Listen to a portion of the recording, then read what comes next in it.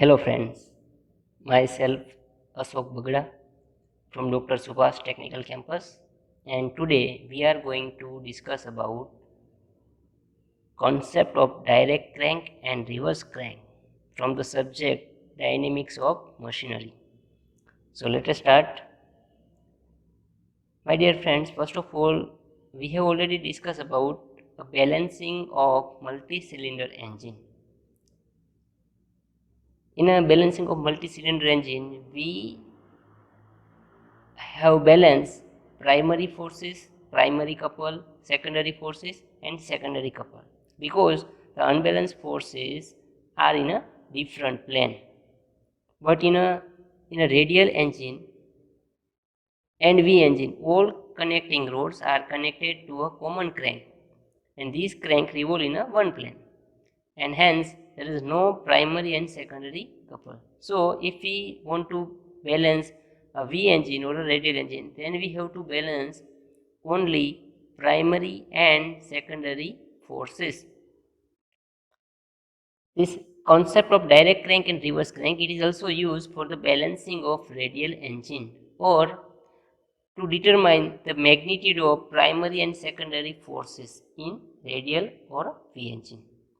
So here we have considered one single cylinder reciprocating mechanism in which OC is a crank which is rotating with omega angular speed in clockwise direction, and this OC cranks make an angle theta degree with inner dead center as shown in figure. Now my dear friends, we know that the primary unbalanced forces is acting along the line of stroke, as well as secondary unbalanced force is also acting along the line of stroke. So the value of primary unbalanced forces, we can say that Fp is m omega square r into cos theta. Now if we attach m mass at the crank pin, then because of this mass m, some centrifugal force m omega square r is acting in radially outward direction, and this centrifugal force which make an angle theta degree with horizontal. So this component having this force having two components, one is horizontal component, another is a vertical component. So horizontal component is m omega square r cos theta, and vertical component is m omega square r sin theta. Out of these two components, horizontal component is nothing but it is a primary unbalanced forces. So we use this concept to determine primary unbalanced forces and secondary unbalanced forces. So let us consider some parameters for a primary direct crank and reverse crank. So here OC is a primary direct crank and OC dash is a primary reverse crank. Now these are the imaginary cranks. So we imagine one crank having radius is R. So at this crank pin we attach, if we attach m mass, then there is a one component is m omega square r cos theta. But here we attach m by 2 mass. So m by 2 mass we put at the crank pin of direct crank, and m by 2 mass we put at the crank pin of reverse crank. So here we consider some parameters. So primary direct crank and primary reverse crank.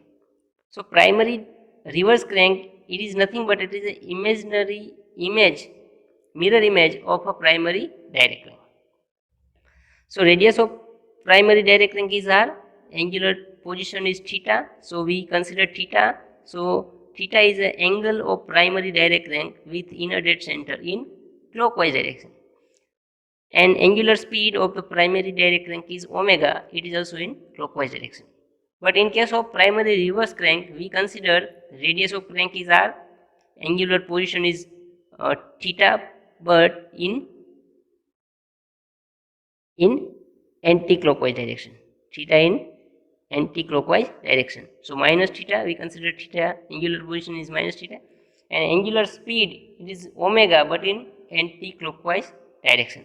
So here we put m by 2 mass at the crank pin of primary direct crank, and again we put m by 2 mass at the crank pin of primary reverse crank.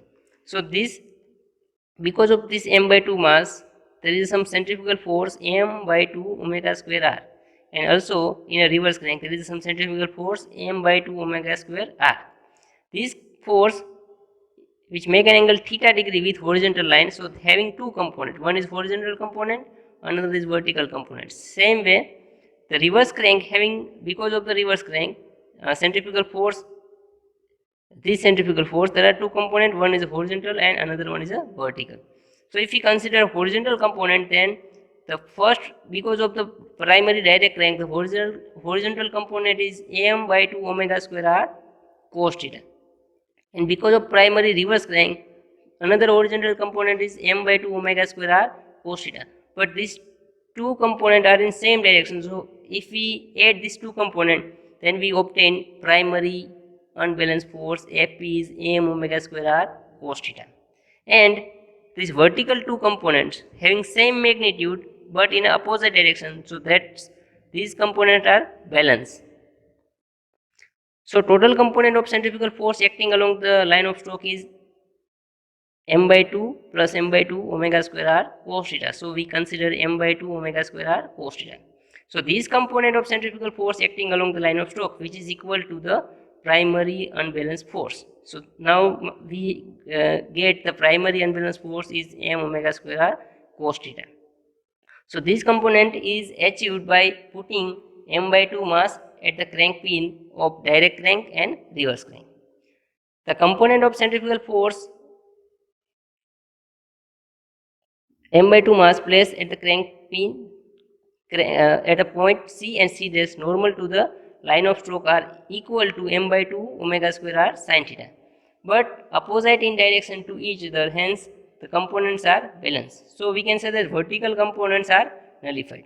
Thus the balanced primary force due to the reciprocating mass m can be determined by placing masses m by 2 at each at crank pin of primary direct crank and primary reverse crank. Now secondary unbalanced forces. So by using the concept of primary direct crank, direct crank and reverse crank, we have determined the primary unbalanced forces. Now we use this concept again to determine the secondary forces. So we know that the secondary unbalanced forces is m omega square r into cos 2 theta upon n. So if we modify this equation, then we can rewrite this equation m by 2 into bracket 2 omega square into r by 4n into cos theta. So now we consider m is a mass, so we attach m by 2 mass at the secondary direct crank and secondary reverse crank at the crank pin of this crank. So 2 omega is its angular speed and r by 4n is the radius of imaginary crank. So again, this is the line of stroke. We consider one crank having radius r by 4n. It is OC. So we consider OC is a secondary direct crank in which make an angle 2 theta in clockwise direction, 2 theta in a clockwise direction with the line of stroke. Similarly, we consider OC dash having radius is r by 4n, which make an angle 2 theta in anti-clockwise direction about the line of stroke. So here we have two crank. OC is a secondary direct crank and OC dash is a secondary reverse crank. So we put the m by 2 mass at the crank pin of secondary direct crank. So some centrifugal force is m by 2 into 2 omega square into r by 4n. If we attach m by 2 mass at the crank pin of secondary reverse crank, then there is a centrifugal force is m by 2 in bracket 2 omega square r by 4n. Now these centrifugal forces which make an angle 2 theta with horizontal line, so having two components, one is vertical, another one is a horizontal. Same way these force having two components, horizontal and vertical, but the vertical component having same magnitude but in opposite direction, so vertical components are balanced, or we can say that nullified, but the horizontal component are in same direction, and so on the total value is m by 2 into 2 omega square into r by 4n cos 2 theta plus m by 2 in bracket 2 omega square into r by 4n cos 2 theta. So if we simplify, then we get fs is equal to 2 omega Fs is equal to m into 2 omega square into r by 4n into cos 2 theta. So finally we get Fs is equal to m omega square r into cos 2 theta upon n. So these are the parameters of secondary direct and reverse crank. So if we consider the radius secondary direct crank, radius is r by 4n, angular position is 2 theta, and angular speed is 2 omega radian per second in clockwise direction. Then we have to select secondary reverse crank having radius r by 4n, angular position is minus 2 theta, means in anti-clockwise direction, angular speed is 2 omega radian per second in anti-clockwise direction. So if we put m by 2 mass at the crank pin of secondary direct crank and reverse crank, then we can calculate the secondary direct, then we can calculate secondary unbalanced forces. Now by using this concept, we are going to solve one example. So let us consider one example. The following data refers to a 90-degree two-cylinder V engine. So here, my dear friends, 90-degree two-cylinder V engine is given. The mass of reciprocating part per cylinder is 3 kg. The length of crank is 100 mm. The length of connecting rod is 400 mm. Speed of engine is 2000 rpm. Examine or determine the engine for a primary and secondary balancing when the crank bisects the lines of cylinder. So we have to determine primary and secondary unbalanced forces. So this is given data. Small m is a mass of reciprocating part 3 kg. Small r is the radius of crank 100 mm. So we write in a meter, so 0.1 meter. Length of connecting rod small l is equal to 400 mm. So we write in meter, so 0.4 meter. Obliquity ratio is small n is equal to L by R, so is equal to 0.4 upon 0.1 is 4. The speed of engine n is 2000, sorry my dear friends, here 2000 rpm. So omega is 2 pi into 2000 upon 60 is equal to 209.43 radian per second. Now this is the simple diagram for a V engine, 90-degree V engine. So this is the center line. So we consider this is the center of rotation of crank. OC is the crank. This is the center line of cylinder 1 and this is the center line of cylinder 2. The angle between the center line of two cylinder is 90 degree. Now in an initial condition, crank bisect the angle between the two cylinder. So total angle is 90. So in an initial condition, crank is bisecting the center line of two cylinder. So OC is crank. This is a slider for cylinder 1 and this is slider for cylinder 2. Now my dear friends, so OC cranks make an angle 45 degree with line of stroke of cylinder 1 and same way 45 degree with line of stroke of cylinder 2. Now we draw a two position primary. So we have to determine primary and secondary unbalanced forces. So we use the concept of direct crank and reverse crank. So let us draw a table having some position of primary crank and secondary crank. So we know that the primary crank position is theta and secondary crank position is 2 theta. So in a primary there are two cranks, direct crank and reverse crank. So primary direct crank, primary reverse crank. And we considered position, so two position. So first position we consider for a crank 1 with a cylinder center line 1 and second position we consider the position of crank with the center line of cylinder 2. So here direct crank, so it is theta. So my dear friends, theta, so what is the angle between the crank and line of stroke of cylinder 1? So here it is clear, this is the line of stroke of cylinder 1 and this is the angle. So we measure the angle in clockwise direction. So if we consider angle from the line of stroke of cylinder 1 to the crank in clockwise directions, then it is a 45 degree. So we consider direct crank angle is 45 degree. Okay. Now for the second position, so second position it is an angle between the crank and center line of cylinder 2, but in a same sense. So here This is the center line of cylinder 2. This is a crank. So we have to consider the angle in clockwise direction. So we have to measure the angle from this. So this angle is 315 degree. So this is 45 degree. So out of 360 minus 45, that means this angle is 315 degree. So we know that the angle of reverse crank is minus, so minus 45 and minus 315 degree. Now secondary crank position for 2 theta. Now if we know the primary crank position, then we can multiply by 2, then we obtain secondary crank position. So secondary crank position for direct crank is 90 degree. So 45 into 2, that means 90 degree. 315 into 2, that means 360 degree. So reverse crank is also become minus sign, so 90 degree, minus 90 and minus 360 degree.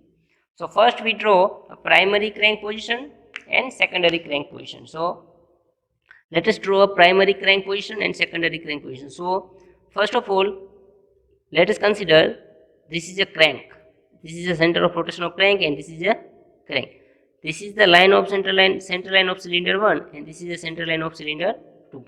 So my dear friends, the first angle theta is 45 degree but in clockwise direction from cylinder 1. That means center line of cylinder 1.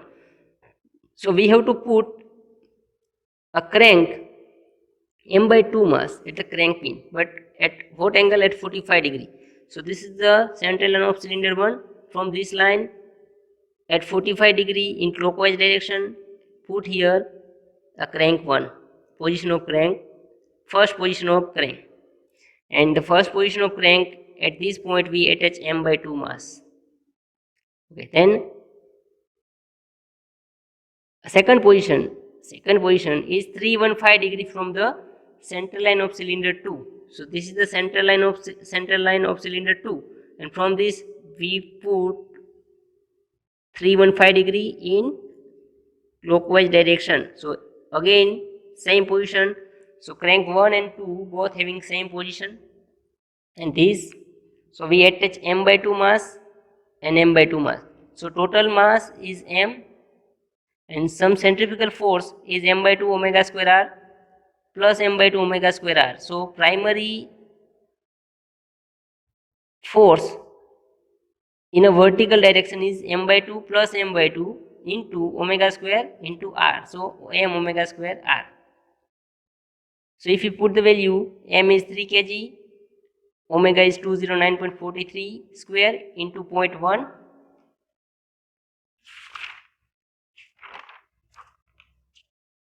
Then we obtain here answer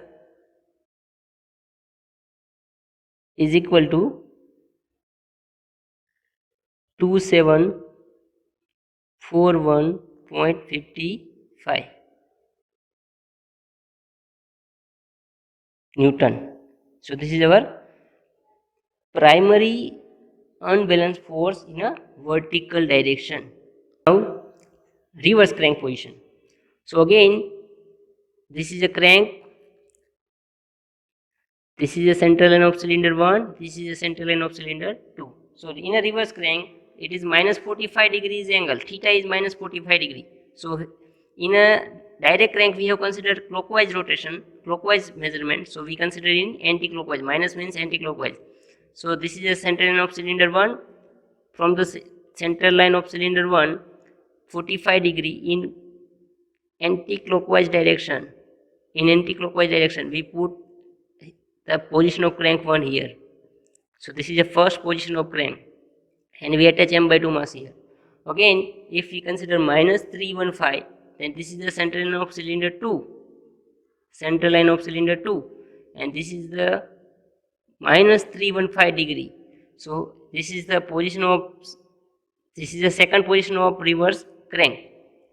Okay, so in this direction m by 2 omega square r is a centrifugal force. In this direction m by 2 omega square into r, it is also centrifugal force. So these two forces are equal but in opposite direction. So the resultant horizontal forces is 0.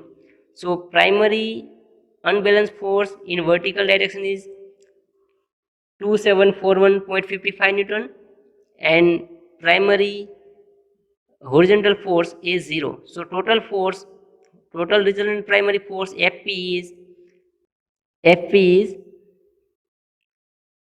2741.55. That means this one. Now let us determine the secondary unbalanced forces. So to determine secondary unbalanced forces, we have to draw up direct crank position and reverse crank position. So let us draw a direct crank position. This is crank. This is the center line of cylinder 1. This is the center line of cylinder 2. Okay. Now if we see the direct crank angle 90 degree, 2 theta is 90 degree in clockwise direction. So first position, so this is a center line of cylinder 1. This is the center line of cylinder 1. From this center line at a 90 degree we put the position 1. So this is a position 1 and here we put m/2 mass. Same way the second position is 360 degree. So 360 degree, my dear friends. So here this is the center line of cylinder 2 in clockwise direction. So if we complete one revolution, then 360 plus this angle. So at this point it is a position 2 for the crank. So we know that this angle is 45 degree. This angle is 45 degree. So this angle also become 45 degree. So in this direction m/2 omega square r cos theta, and in this direction m/2 omega square r cos theta. So having two component, vertical and horizontal. But in this case horizontal component are equal but in opposite direction. So the horizontal components are nullified. But vertical component is m/2 omega square r into cos 45 degree plus m/2 omega square r into cos 45 degree.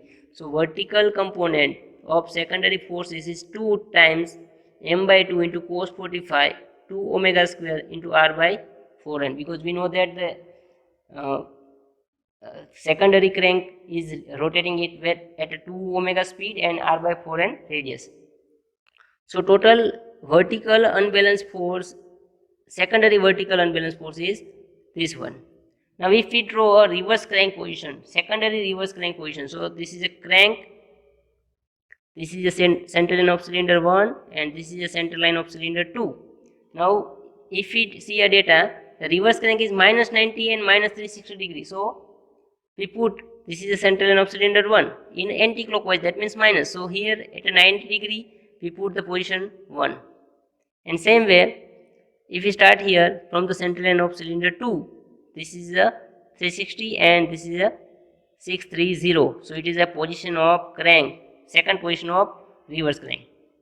So again, here we put m/2 mass and here we put m/2 mass. So some component is m/2 omega square r cos theta, and having also some component, but out of this angle is also 45 degree. So there are vertical component and horizontal component, but horizontal component are again nullified and vertical component become m/2 into cos 45. So vertical component is m/2 2 omega square into r/4n into cos 45. Again this is also similar. So if we determine vertical unbalanced forces is this one. So resultant unbalanced force is vertical component minus horizontal component. So vertical component is 2 into m/2 cos 45 2 omega square r/4n minus in bracket m/2 cos 45 into 2 omega square r/4n. So here vertical component and horizontal component are both are equal but in opposite direction. So secondary resultant force become 0. So here primary unbalanced force is, there are some primary unbalanced force, but there is a secondary unbalanced forces is 0. So unbalanced force is equal to primary forces plus secondary forces. So primary forces is a, so this is incorrect. So here primary unbalanced forces plus secondary unbalanced forces. So primary unbalanced forces is 2741.55. We have determined in previous. And secondary unbalanced forces is 0. So this is our total unbalanced forces. Thank you.